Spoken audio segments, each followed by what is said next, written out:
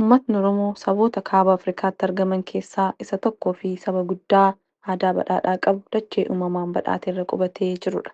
Uummatni Oromoo duruma uumama isaarraa kaasee sirna aadaa isaatiin gaggeessu, amantii isaa ittiin ibsatu, barootaaf itti fayyadamaa kan ture, kan dhuunfaa isaa kan ta'e, sirna waaqeffannaas kan qabudha. Oromoon waaqa isaa dachee fi waan isarra jiraatu akkasumas gara dachee keessa waan jiru mara isa uume sanaaf jiruuf jireenya isaa guyyaa guyyaan keessatti iddoo guddaa fi olaanaa kennee hawaasa jiraatudha. Sodaa fi safuun waaqaaf qabus kanumarraa madda jedhu hangafootni Oromoo. Uummatni Oromoo waaqa tokkichatti amana. Waaqni tokkichi kun dhugeeffataa yookaan fakkaattii kan hin qabne uumaa waaqaaf dachee kanaati jedha. Nama ta'ee nama dhugaa kana shakku yoo arge waaqni akka itti hin mufanneef Oromoon araara kadhataaf. Garaa isaa qulqulluu ta'e waan kadhatuuf waaqni isaa kunis ni dhaga'aaf. Kanaaf Oromoon uumama waaqaa fi harka namaa ta'an kamiinillee bakka waaqaa buusee hin waaqeffatu. Garuu uumama kanatu gochaa fi humna waaqaa ibsuu jedhee raajeffata. Kanaaf Oromoon lageen, tulluuwwan, mukeenii fi gaarreewwan wanneen kana fakkaatan itti waaqeffatu. Haala kanaan Oromoon waaqa uumaa waa hundaa ta'e kana bifaa fi adeemsa inni ittiin waaqeffatuuf galateeffatu irreechadha. Irreecha jechuun waaqa tokkicha sana galateeffachuudha jedhu abbootiin. Galateeffannaa fi waaqeffannaa kan ta'e irreechi sirna gadaa Oromoo keessatti ibsamee iddoo guddaa kan qabudha. Sirni gadaa Oromoo waa hundaan Oromoon dalagu aadaa jireenya hawaasummaa, dinagdee hawaasichaa, sirna bulchiinsaa yookaan siyaasaa akkasumas amantaa fi wanneen kanaan walitti hidhata qaban sirriitti ijaaramanii kan keessatti mul'atanidha. Haala kanaan jaarmiyaalee sirna gadaan ijaaraman keessaa kan aadaan uummatichaa keessaa mul'atuu fi beekamu daddarbu irreechi isa tokko. Haala kanaan Oromoon waaqeffata. Oromoon osoo amantaa kamiinillee biyya keessa hin seeniin bifa kanaan waaqa tokkicha kadhataa galateeffata. Kanaaf Oromoon waaqeffataadha jedhu hangafootnis. Ayyaanni galateeffannaa fi waaqeffannaa irreechi Oromoo kun falaasamnii fi ilaalchi Oromoo addunyaa kana keessatti ittiin humna waaqaa ibsuu, jireenya lafa kanaa raajuu, dhoksaa yookaan iccitii jiruuf jireenya labataa fi dabarsee ibsu yoo ta'e fudhatama. Qacceen ilmoo namaa dachee kanarratti faca'ee yeroo tokko du'u kan biraa immoo cinaa isaatiin ka'ee margee mul'atu dhoksaan humna waaqaa kun adeemsa galateeffannaa yookaan irreeffannaa keessaan ibsama jedhee Oromoon amana.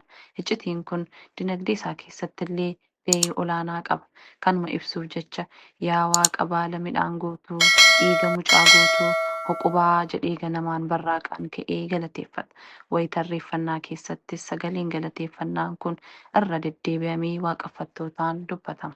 Jireenya qonnaa keessatti abdii waaqaatiin qonnaan bulaan sanyii midhaan isaa qooxii irraa fuudhee dacheetti facaasa. Waaqni roobaan lafa jiisee sanyii biqilee baala ta'a. Baala kanatu yeroo waaqni ka'e keessatti ija yookaan firii baasee makaramee soorata namaa fi horiif ta'a.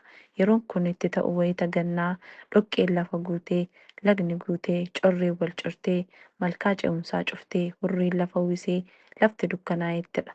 Waqtii isaa eeggatee dukkanni fi aduun bakka bu'aa deemu. Daandiin dhoqqaa'ee deemsa dhorkatee xuuxxatee deemsaaf mijatu.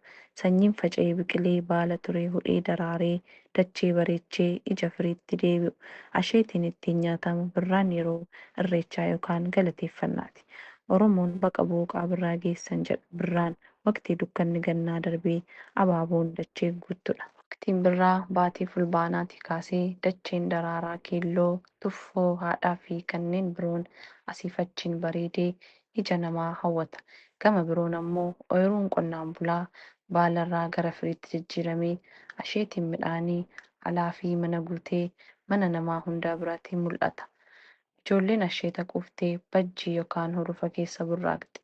Jabboonnii fi gorommiin ho'a birraa ganamaa gammadanii dirree keessa burraaqu.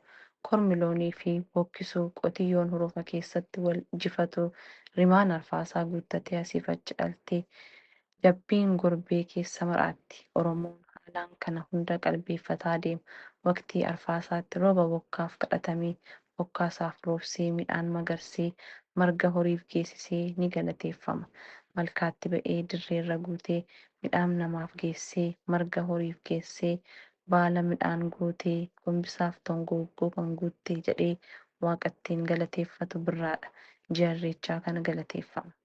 Birraan yeroo firri firasaa ganna haala hojii, jiruuf jireenyaa akkasumas haala qilleensaaf jecha walirraa citee taa'aa ture kan nyaataaf dhugaatii qopheeffatee ittiin wal dubbisu, wal gaafatuu fi qe'ee walii daawwatu fulbaanni ji'aa, hiyyoo koo daree yaa habaaboo daree, mallattoon booqa birraa ibsaan masqalaa ba'ee, ayyaanni masqalaa ittiin kabajamu, dargaggeessi xomboroo guuree, daamaraa masqalaas gubee, komomsa daaraa masqalaa addatti dibatee, sirba masqalaa wal jalaa qabee, sirba hiikkisee dhiichisuu, shamarran dibbeen lafa gosaan jaarsi biyyaa ijarraa hafaa horaa jedhee naannoo ibsaa masqalaa dhaabbatee yerootti eebbisudha.